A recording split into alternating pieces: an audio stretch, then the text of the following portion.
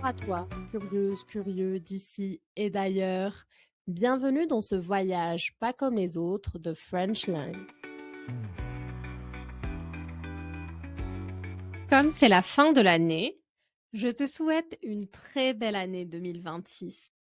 Une année pleine de joie, de paix et de prospérité. Le nouvel an est un moment que j'aime beaucoup parce que j'adore découvrir comment, dans chaque pays, on célèbre ce passage si symbolique d'une année à l'autre.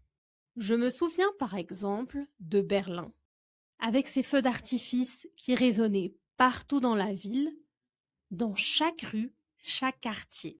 Une ambiance presque chaotique, surtout dans un pays connu pour être très ordonné. Une célébration extrêmement intense avec des soirées qui peuvent durer plusieurs jours. À Cuba, du moins, ce que j'ai pu observer à Vignales, les gens versent 3 seaux d'eau devant leur maison. Un geste très fort symboliquement.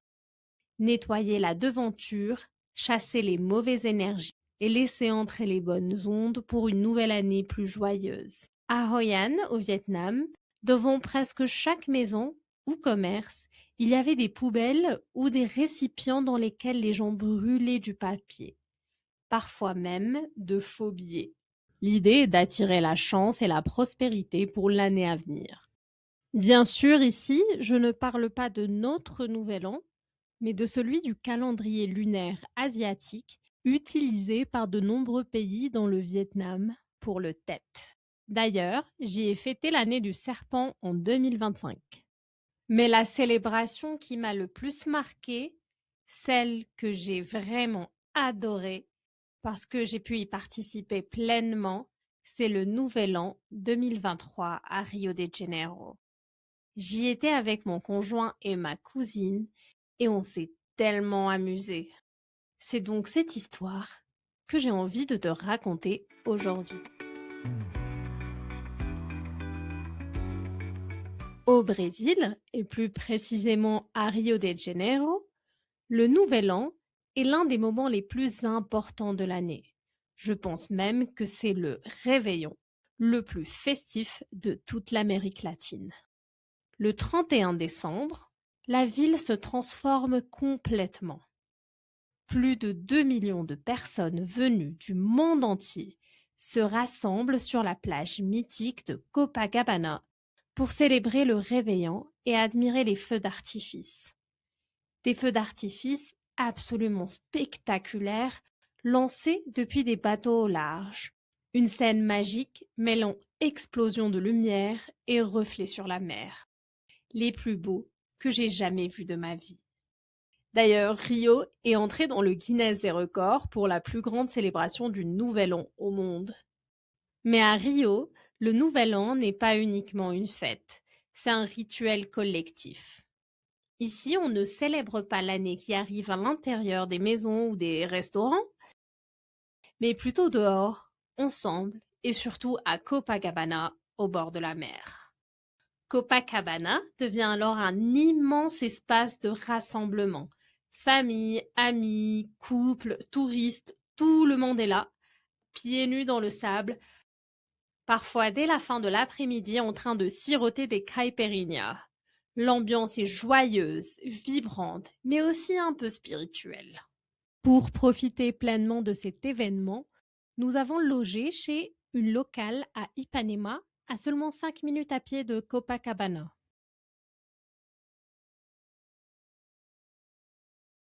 Nous avons donc eu la chance d'avoir quelqu'un du coin pour nous expliquer quelles étaient les traditions et comment les habitants et habitantes célébraient habituellement la fin de l'année. La première chose, c'est de s'habiller en blanc. En effet, presque tout le monde était vêtu de blanc.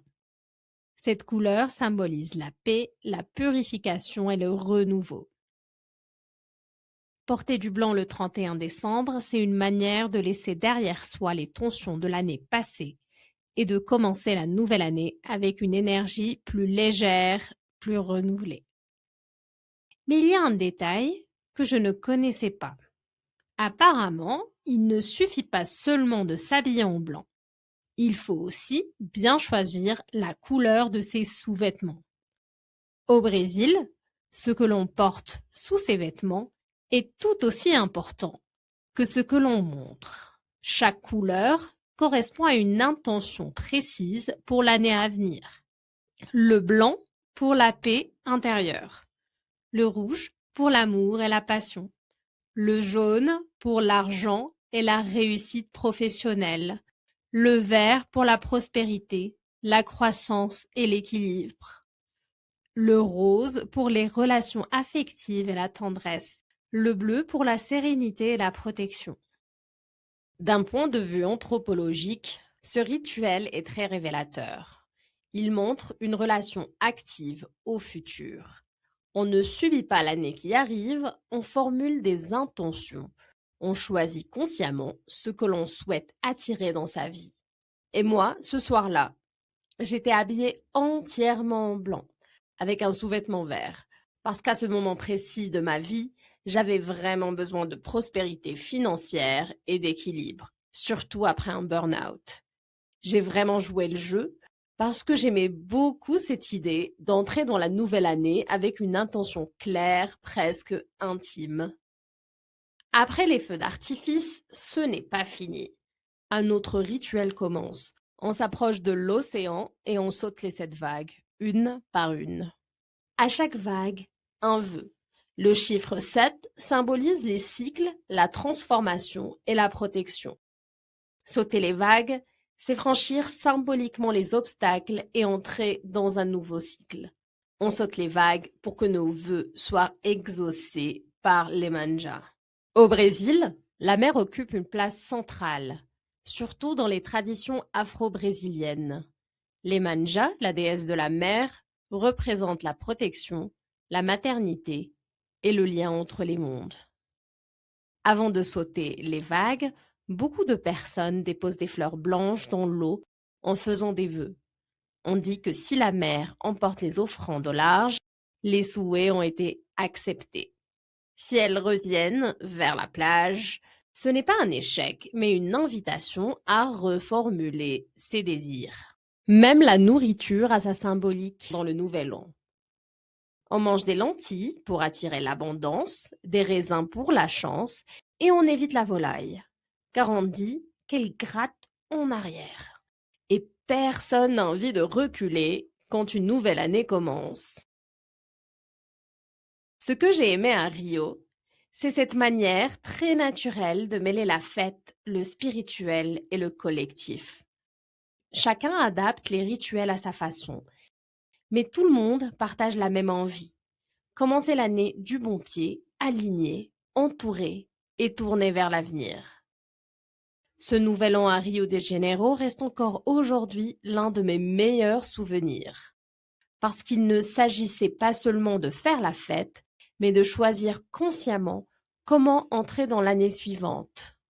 Si tu as l'occasion d'être à Rio de Janeiro pour le Nouvel An, ou même si tu célèbres simplement le passage de l'année chez toi, je t'invite vraiment à créer tes propres rituels, que ce soit en portant une couleur qui symbolise ton intention, en écrivant tes vœux sur un bout de papier, ou en sautant symboliquement par-dessus un obstacle. Ces moments collectifs et ces traditions nous rappellent une chose essentielle. Le Nouvel An n'est pas qu'un simple changement de date. C'est une opportunité chaque année de se reconnecter à soi-même et de choisir l'énergie avec laquelle on souhaite avancer. Un acte d'espoir et une puissante affirmation de vie.